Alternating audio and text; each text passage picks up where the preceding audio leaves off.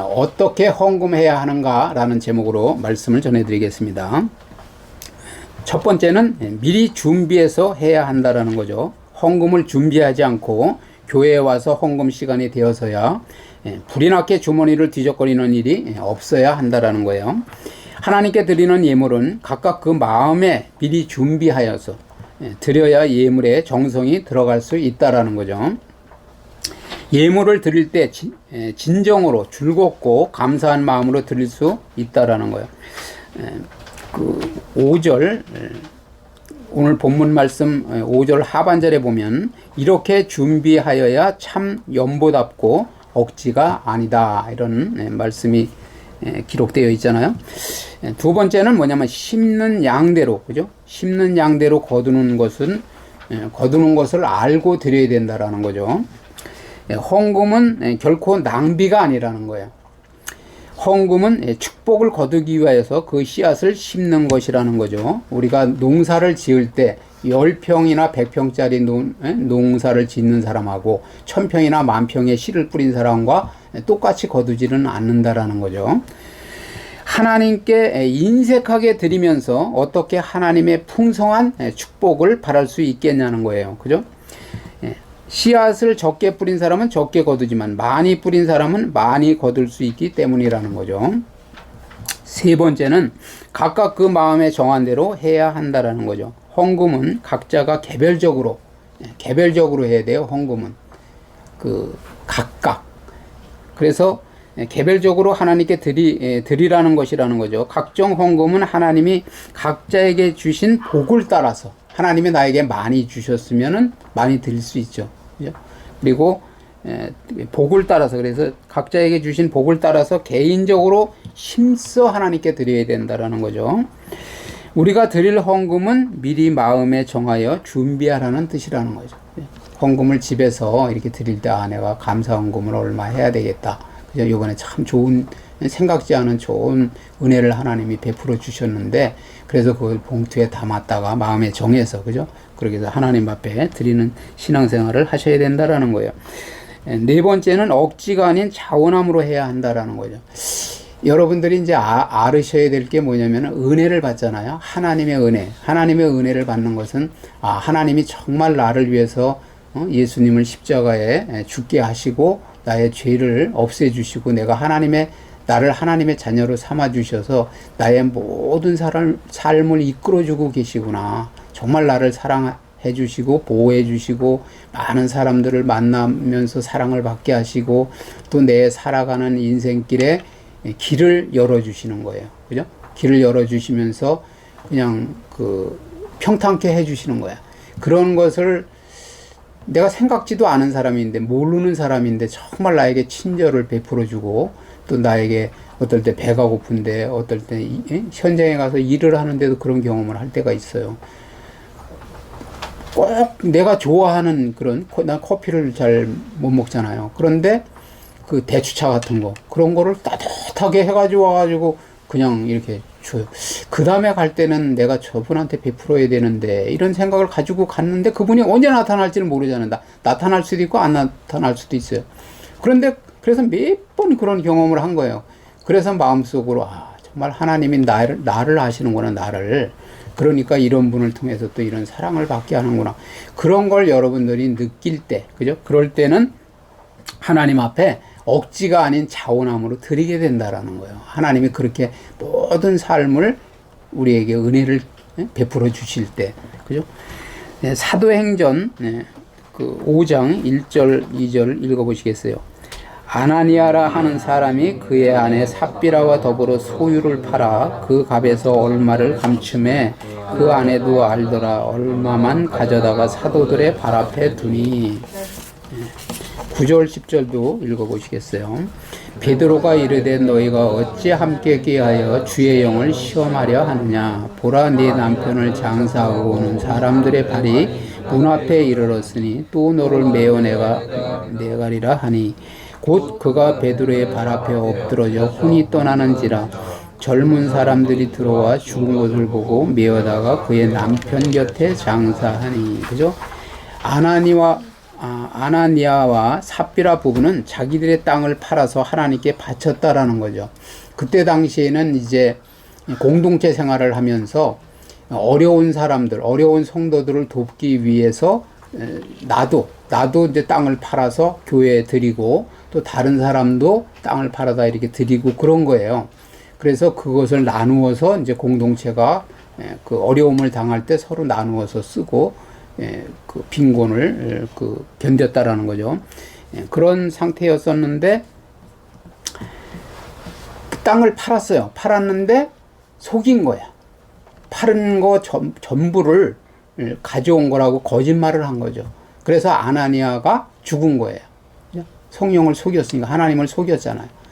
그렇기 때문에 죽은 거예요. 그런데 아내와 우리가 이제 신앙생활을 잘 해야 되는 게 남편이 좀 믿음이 더 있으면은 남편을 좀 존중하고 따르는 게 좋고 아내가 믿음이 좀 좋으면 아내를 따르는 게 좋아요. 이렇게 이러한 일에 서로 속이는 일에 부부가 마음이 맞으면 안 돼. 그죠? 그걸 여러분들이 알아야 돼요. 그런데 이 부부는 서로 말을 맞춘 거예요. 반만 가져왔으면서 일부만 가져왔으면서 다 가져왔다고 남편과 말을 맞추고 그래 남편이 죽었잖아요. 그죠? 혼이 떠난 거예요. 그리고 아내도 또 이제 그 후에 와서 똑같이 말을 한 거죠. 그래서 둘이 한꺼번에 죽는 역사가 생긴 거예요. 억지로 드리려니까. 오늘 그걸 말씀하는 거예요. 그러니까 우리는 억지로 드리는 것이 아니라 자원해서 드리라는 거죠. 그래서 남들이 다 그렇게 하니까 자기들도 어쩔 수 없이 그렇게 한 것이며 억지로 한 거라는 거죠. 억지로. 결국 그들은 하나님을 속인 죄로 축복을 받지 못하고 오히려 큰 벌을 받았다라는 거죠. 고린도 후서 8장 12절 같이 읽어보시겠어요? 할 마음만 있으면 있는 대로 받으실 터이요 없는 것은 받지 아니하시리라. 그죠? 하나님은 우리의 외모가 아닌 우리의 마음을 보신다라는 거죠. 항상 하나님은 중심을 보신다고 그러잖아요. 그러기에 억지로 헌금을 드리면 하나님의 축복을 상실하고 만다라는 거죠. 어떻게 보면은 이제 저는 이것을 뭐라고 표현하느냐면 그냥 쏟아 버리는 거로 말씀을 드려요. 헌금을 하기는 했는데 억지로 아까워하면서 드리는 것은 그냥 헌금을 드리긴 드렸지만 그게 축복의 씨앗이 되는 게 아니라 그냥 쏟아버리는 어떤 재물을 그냥 버리는 그런 결과가 된다라는 거야. 그래서 할 마음만 있으면 즐겁고 감사한 마음으로 드리기만 하면 하나님은 과부의 2렙돈도 기쁘게 받으신다라는 거죠. 과부의 2렙돈은 생활에 큰 보탬이 되지 않는 돈이에요. 그런데 예수님이 헌금을 넣는 그 뒤에서 이렇게 지켜보고 계셨잖아요. 그래서 부자들은 막 큰 양의 물질을 이렇게 집어넣으니까 이게 소리가 크게 쿵쿵 울렸을 거 아니에요. 그런데 과부는 2렙돈을 넣었으니까 소리가 이렇게 짤바당하고 이렇게 초라하게 들렸을 거 아니에요. 그렇지만 주님이 보실 적에는 그 마음에서 중심으로 드렸기 때문에 가장 칭찬을 하신 거예요. 우리의 신앙생활도 그런 신앙생활이 돼야 된다는 거죠. 액수에 상관없이 내 마음에, 그죠? 자원함으로 그리고 마음의 중심에서 우러나는 헌금을 해야 된다는 거죠. 자, 그 다음에는 정기적으로 해야 한다라는 거예요. 고린도전서 16장 2절 읽어보시겠어요? 여러분도 한 주간 동안 얻은 수입의 얼마를 별도로 떼어서 매주일 첫날마다 헌금을 해 주십시오. 그래서 내가 그곳에 닿을 뒤에야 한꺼번에 헌금을 모으느라 애쓰는 일이 없도록 해 주십시오. 그죠? 사도 바울은 매주 첫날에, 그죠? 우리 믿는 사람들은 첫날이 월요일이 아니고 주일이에요. 주일이 첫날이에요. 그래서 매주 첫날 주일에 드리라고 하였다라는 거죠.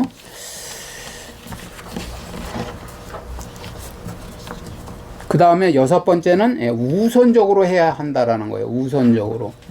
나중에 물질에 이제 어려움을 겪고 물질의 소중함을 알고 하나님이 정말 이 물질을 하나님이 주시는 거로구나.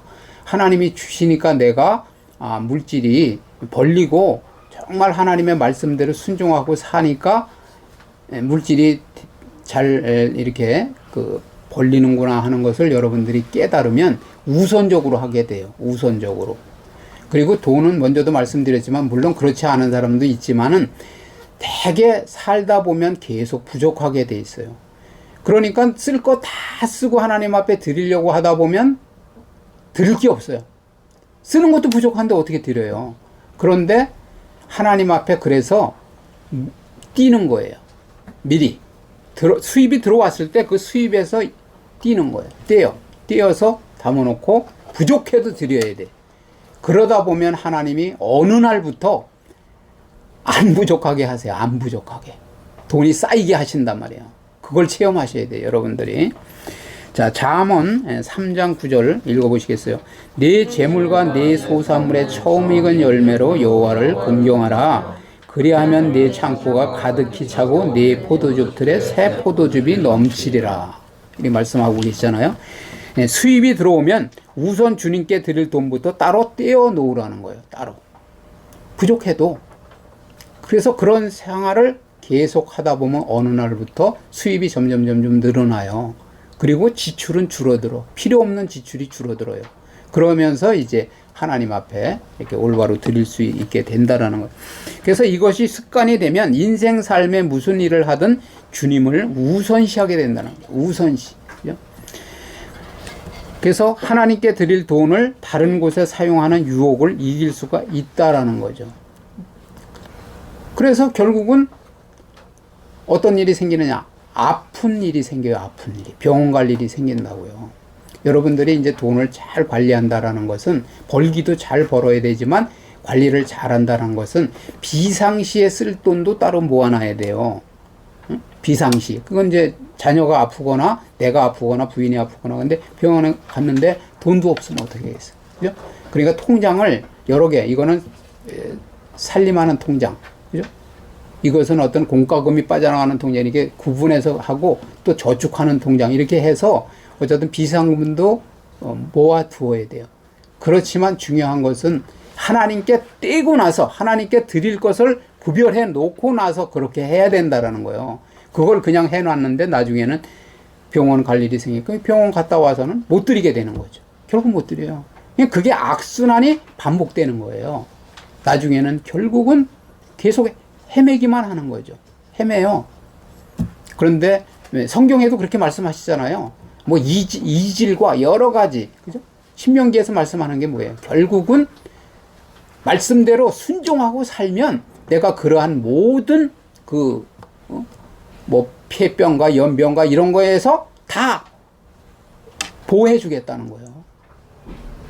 그걸 말씀하고 계신 거예요. 그래서 무슨 일을 하든 주님을 우선시하게 되면서 하나님께 드릴 돈을 다른 곳에 사용하는 유혹을 이길 수 있게 된다라는 거죠.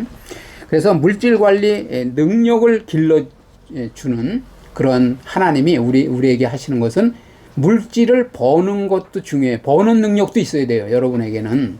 그렇지만은 관리 능력이 있어야 돼. 벌기만 잘 벌면 뭐래요. 관리를 잘못하는데 다 새는데 물질이 전대가 떨어져서 다 새는데 그것은 하나님께서 우리의 물질에 제가 먼저도 말씀드리지만 어렵게 하시는 것은 그 물질 관리 능력을 길러주시기 위해서 그러한 환경을 허락하신 거예요.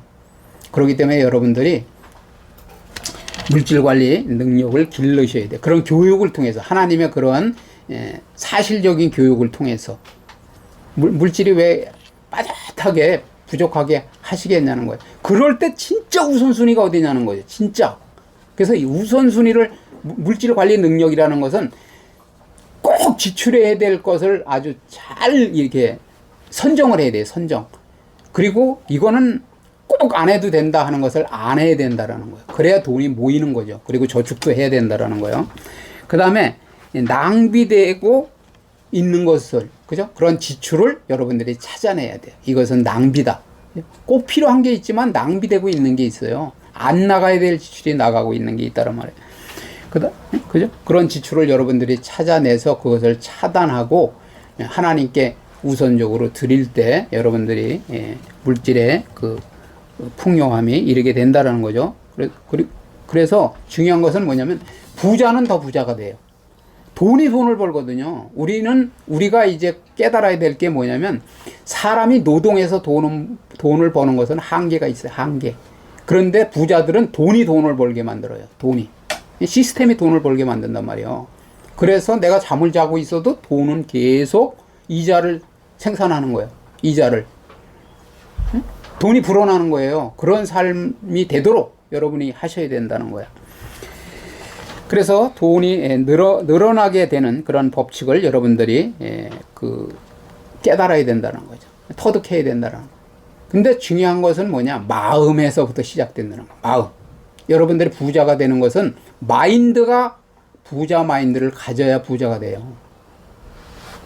마음에서. 그래서 마음을 하나님께 드리고 하나님이 주시는 축복을 내가 받겠다고, 그죠? 하나님이 주시는 축복을 내가 받겠다고 작정을 하고 하나님 앞에 드릴 거 드리면서 드렸으니까, 그죠? 약속대로 드렸으니까 하나님께서 나를 책임져 주시지 않겠느냐는 그런 여러분들이 당당한 자부심을 가지고 살으셔야 돼요. 하나님은 거짓말을 하시는 분이 아니시잖아요. 그게 여러분들의 능력이 돼야 된다는 거죠. 결론을 말씀드리면 하나님께 드리는 헌금을 미리 준비하라는 거죠. 미리 마음으로부터 준비하라는 거예요. 돈만 띄워놓는 것이 아니라 마음으로부터 준비하시고, 아까 농사에 비유했잖아요. 많은 씨를 뿌리면 많은 소득을 거두는 것처럼 심은 양대로 거두게 하시는 원리를 알고 드려야 된다라는 거죠. 그리고 억지가 아닌 자원함으로 헌금을 드리는 자와, 그리고 정기적으로 우선적으로 드리는 자에게 주시는 하나님의 사랑과 축복을 풍성하게 누리시는 저와 여러분 되시기를 주님의 이름으로 축원을 드립니다.